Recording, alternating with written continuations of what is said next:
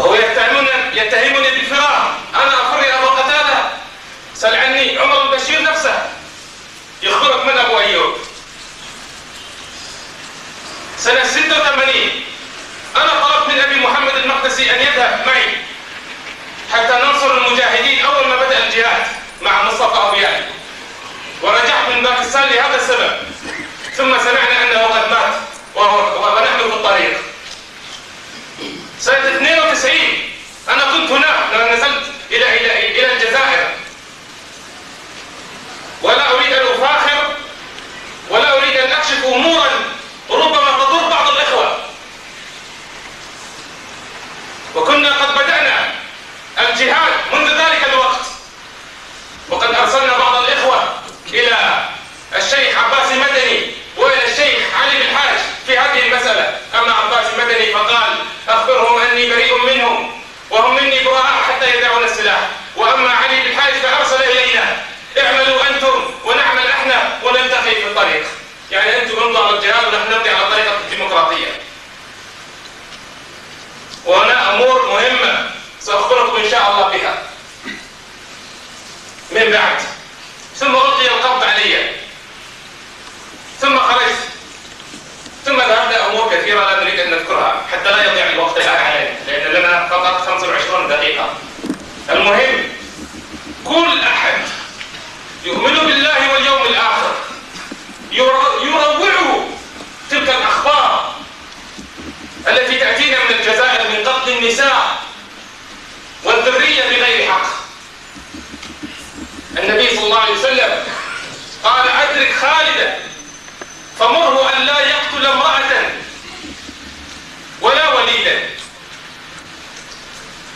كما عن رضاح بن الربيع رضي الله عنه قال كنا مع رسول الله صلى الله عليه وسلم فقال لرجل أدرك خالدا وقل له لا تقتلن ذرية ولا عسيفا أي أجيرا.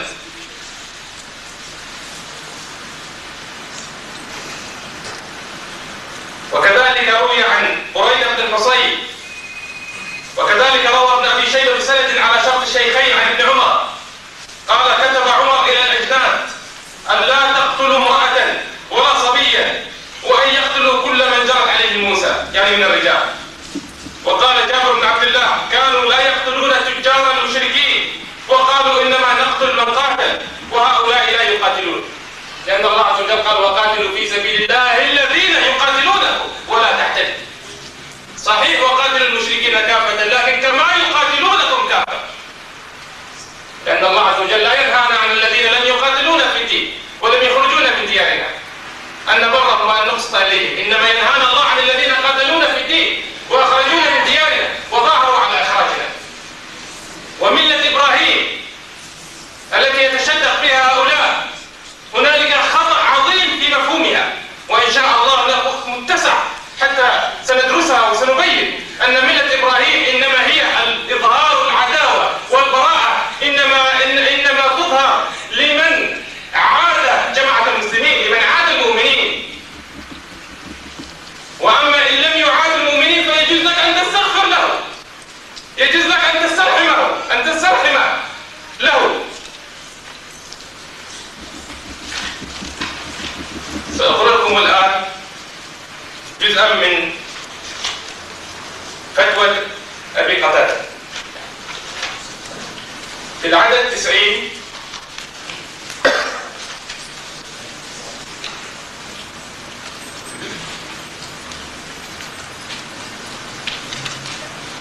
تحت عنوان فتوى كبيرة الشأن جواز قتل الذرية والنسوان درءا لخطر هتك الأعراض وقتل الإخوان. أتعلمون أساس هذه القاعدة ما هو يا إخوة؟ أساس هذه القاعدة الاستحسان، وهي قاعدة خبيثة أفسدت على المسلمين دينهم. كما قال الشافعي من استحسن فقد شرع، إن الاستحسان هو التلذذ. وقد كنا نعتذر لمن قال بالاستحسان لأنهم يرون الاستحسان فيما لا نص فيه، لكن المصيبة حين خرج رجل اسمه الطوفي الحنبلي فجوز الاستحسان ومخالفة النص للمصلحة، وأنا أقول أن هذه القاعدة عمل بها ويعمل بها في كثير من المسائل أبو قتادة، كفتوى في جواز قتل النفس الانتحار، أو فتواهم بجواز قتل المسلم سياسة في هذه الرسالة، كلها تخليط وتخبيط عظيم. الجبهة الإسلامية المسلحة أو الجماعة الإسلامية المسلحة ليست جماعة المسلمين، ولكن مع ذلك يجوزون قتل من خرج من عندهم ولو لم يقاتلهم. قال ايش؟ سياسة. هذا وين في شرع الله؟ خلي الدولة تذهب، ما عايزين دولة احنا، ولا نزهق نفسا واحدة بغير حق. نجوز قتل المسلمين سياسة، لا نريد الدولة الإسلامية، لا نريدها. يقول رسول الله صلى الله عليه وسلم: زوال الدنيا أهون عند الله من قتل المسلم. زوال الدنيا أهون عند الله من قتل المسلم. ويقول رسول الله صلى الله عليه وسلم: إن من ورطات الأمور التي لا مخرج لمن أوقع نفسه فيها سفك الدم الحرام بغير حل. رواه البخاري من حديث ابن عمر. ويقول رسول الله صلى الله عليه وسلم: لا يزال المؤمن في فسحة من دينه ما لم يصب دما حراما. وعن البراء بن عازب رضي الله عنه، حديث ثاني أيضا في صحيح البخاري، قال: لزوال الدنيا أهون عند الله أو على الله من قتل مؤمن بغير حق. رواه ابن ماجه بسند صحيح. وروي باللفظ: ولو أن أهل سماواته وأهل أرضه اشتركوا في مؤمن لأدخلهم الله النار. وعن بريدة رضي الله عنه قال: قال رسول الله صلى الله عليه وسلم: قتل المؤمن أعظم عند الله من زوال الدنيا. وعن عبادة بن الصامت رضي الله عنه قال: قال رسول الله صلى الله عليه وسلم: من قتل مؤمنا فاغتبط بقتله لم يقبل الله منه صرفا ولا عدلا. خالد بن دهقان أحد رواة الحديث قال: سألت يحيى بن يحيى الغساني عن قوله فاغتبط بقتله، قال: هم الذين يقاتلون في الفتنة فيقتل أحدهم فيرى أحدهم أنه على هدى ولا يستغفر الله. ولولا أني قد بلغني أن أبا قتادة قال وأصر على أنه لم يتراجع عن كلمة مما كتبها ما بدأت بهذا الموضوع، لأن الآن لم أعلم أن هنالك أخطاء تقع، ولكن أبو قتادة ما زال مصر على هذه الفتوى الخطيرة كما سماها، ووالله إنها لفتوى خطيرة زوال الدنيا أهون منها، لأن هي فتحت باب سفك الدم الحرام كما قلنا، ولزوال السماوات والأرض أهون عند الله من قتل المسلم. أبو قتادة قال في أحد المؤتمرات في ويغن بشهود وعلى رؤوس الأشهاد: الأصل أن البيعة للجماعة بيعة خلافة، ومع ذلك خالفنا. ويقول: ويجوز أن يشترطوا على أن يقتلوا من خرج من عندهم. إيش هذا الكلام؟ إيش هذا التخليط؟ بأي حق تقتل مسلم؟ هذه الرسالة من أسوأ ما وجد. هذه الرسالة تجوز قتل من خرج عن الجماعة بغير حق، وينزلون أحاديث الجماعة الكبرى جماعة المسلمين على أنفسهم، مع أن أحاديث الجماعة الكبرى في الحقيقة الذي تبين لنا، ونحن نعترف بذلك، الذي تبين لنا أن المسلم ولو لم يبايع أمير المؤمنين لا يحل قتله حتى يبغي على جماعة المسلمين ويبغي على أمير المؤمنين، عندئذ يقاتل. من حمل علينا السلاح فليس منا. أما إذا اعتزلنا وألقى إلينا السلم ولم يقاتلنا فلم يجعل الله تبارك وتعالى لنا عليه سبيلا، لأنه مسلم، والمسلم على المسلم حرام دمه وماله وعرضه مهما فعل، لا يقتل إلا بدليل شرعي. وأبو قتادة في التكفير ما عرفنا، تارة يكفر وتارة يعذر، تارة يقول ديمقراطية واضحة، كل هذا موجود. نعم الآن الفترة قصيرة، ولكن المسألة ليست الوقت طويل، سنة الشهرين. نفلل الأمور، ننظر هذه الأخلاق في العقائد.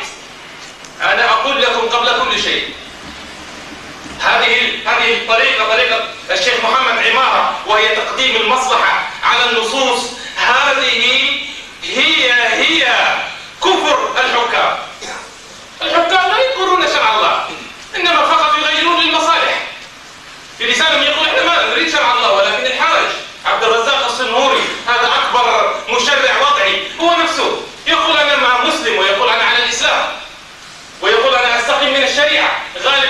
القوانين التي وضعها، ولكن هنالك بعض الأمور نحن نجد فيها حرج يغيرون الشرع بالهوى، وهذه مسألة إن شاء الله سندرسها يعني بهدوء إن شاء الله.